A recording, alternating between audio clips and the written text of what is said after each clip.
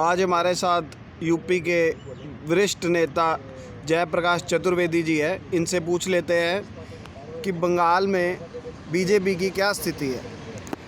दरअसल क्या है, ये कहावत है कि गिरते हैं सवार मैदाने जंग में, वो तिल्फ क्या गिरे जो घुटनों के बल चले। आरएसएस और बीजेपी की जो मंशा है, उसकी मंशा जो स्थिति दिल्ली के चुनाव में बीजेपी की थी, वही स्थिति बंगाल, आसाम, तमिलनाडु, पांडिचेरी और केरला में होने वाली है। राहुल गांधी जी के बेग को 2 दिन की रैली से भाजपा और संघ बैकफुट पे खड़ा हो गया है। इसलिए देश के माननीय गृह मंत्री अमित शाह को ये घोषणा करनी पड़ी 159 सीटों के लिए वेस्ट बंगाल में कि हम गांव-गांव नुक्कड़ सभाएं करने के लिए तैयार हैं। विवश हैं। राहुल गांधी का भय इनके अंदर इतना व्याप्त हो गया है कि जिसकी कल्पना नहीं की जा सकती है। माननीय राहुल गांधी की दूरदृष्टि का ये परिणाम है। उन्होंने जो बोला है वो काबिले तारीफ है। हिंदुस्तान की जनता जनार्दन आज राहुल गांधी में देश का भविष्य देख रही है, क्योंकि जो गुजरात की कोविड-19 काल में जो स्थिति इस वक्त है, यहाँ तक कि अहमदाबाद के सिविल हॉस्पिटल, सरकारी हॉस्पिटल की दशा ये है कि लंबी एम्बुलेंस की लाइन लगी हुई है और शमशान घाट में लगातार चिताओं का जलना जारी है।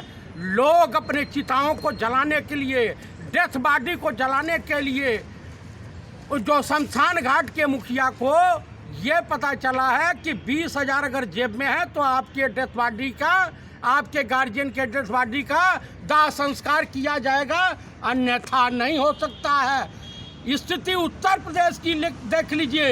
ये संघी मानसिकता वाली माननीय योगी आदित्यनाथ की सरकार को मजबूर होकर के मीडिया से छुपाते हुए भैंसा कुंड शमशान घाट में चादर की, लोहे के टीन की दीवार खड़ी करनी पड़ी है। माननीय योगी जी, अगर आप अपने विगत 4 साल के कार्यकाल में हॉस्पिटल बनवाए होते, स्कूल कॉलेज बनवाए होते, दवाओं का आयात निर्यात किए होते, तो आज उत्तर प्रदेश की जनता को ये दिन नहीं देखना पड़ता। ये बात तो यही है कि ये बात कहावत सत्य साबित हो रही है कि किसी समय रामधारी सिंह दिनकर ने लिखा था रश्मि रथी में, जब योगी राजकृष्ण धृतराष्ट्र के दरबार में गए थे कि पांडवों को 5 गांव दे दो, चाहे इनको जो है कुछ भी दे दो, लेकिन दे दो। तो उनका जो दुष्ट बेटा था दुर्योधन, कहा ग्वाले को बांध लो। तो रामधारी सिंह दिनकर लिखते हैं कि दुर्योधन वो भी दे ना सका, आशीष समाज की ले ना सका, उल्टे हरि को बांधने चला, जो था असाधु से साधने चला। जब नाश मनुष्य पे छाता है, पहले विवेक मर जाता है। आपको एक और नई कहानी बताता हूँ। आज जो आपका हरिद्वार में कुंभ लगा है, महाकुंभ, वहाँ पे आज साधु संतों की भी टकराव की स्थिति उत्पन्न हो गई है। आपस में लड़ने और मरने के लिए तैयार हो गए हैं। एक अखाड़ा कहता है कि देश जो माननीय प्रधानमंत्री नरेंद्र दामोदर दास मोदी की नीतियों को फॉलो करता है, जो सरकार के साथ खड़ा है, जो आरएसएस के साथ खड़ा है, वो निरंजनी अखाड़ा के प्रमुख कहते हैं कि हम जो है स्नान को समाप्त करने की घोषणा करते हैं। लेकिन दूसरा अखाड़ा जो है वो कहता है कि नहीं, तुम सरकार की दलाली कर रहे हो। इसलिए आज के डेट में कुंभ में ये टकराहट की स्थिति उत्पन्न हो गई है। कल सर्वदलीय बैठक उन साधुओं की, बताइए साधुओं के ग्रुप में भी ऐसा है। और उत्तर प्रदेश के माननीय मुख्यमंत्री परेशान हैं। खट्टर सरकार ने कहा कि अगर 1 हफ्ते के अंदर किसान सिद्धू बार्डर और टिकरी बॉर्डर से नहीं हटते हैं तो मुझे पैरा मिलिट्री फोर्स का इस्तेमाल करना पड़ेगा।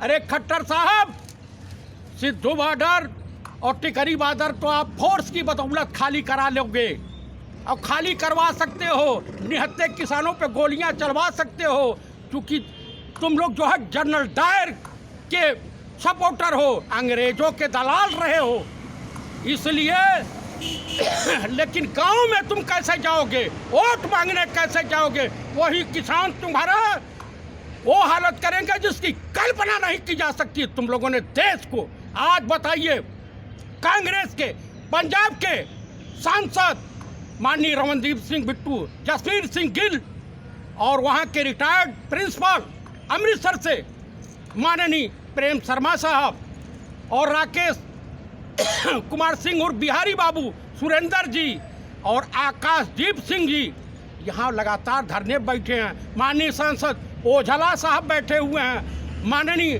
सत्येंद्र सिंह जी बैठे हुए हैं, जो मेरे राजनीतिक गुरु भी हैं। तो कम से कम मैं ये दावे के साथ कह सकता हूँ कि जो जिस देश का प्रधानमंत्री अपने सांसदों से मिलने नहीं आ सकता हो, जो पार्लियामेंट के मेंबर का मान सम्मान नहीं करता हो, उस देश की सरकार से इस देशवासियों को कोई आशा नहीं रखनी चाहिए। और मैं देशवासियों से अपील करता हूं, अनुरोध करता हूं कि आप लोग इस बेरहम सरकार का विरोध कीजिए और कोविड में अपने बच्चों को बचा के रखिए, 2 गज की दूरी बनाए रखें और सरकार के भरोसे न रहें, मास्क लगाएं, सैनिटाइज करें और अपने घरों में पड़े रहें। कृपया ये सुझाव माने और रैली या किसी भी बीजेपी नेता से दूरी बना के करके रखें। जान है तो जहान है, ये सरकार हॉस्पिटल नहीं दे सकती है, ये सरकार शमशान उत्सव मनाती है, ये सरकार कब्रिस्तान उत्सव मनाने के लिए बनी है, ये सरकार मंदिर निर्माण करने के लिए बनी है, लेकिन मरते हुए भूखे लोगों की मदद करने के लिए सरकार नहीं बनी है, चाहे वो हिंदू हो या मुसलमान हो।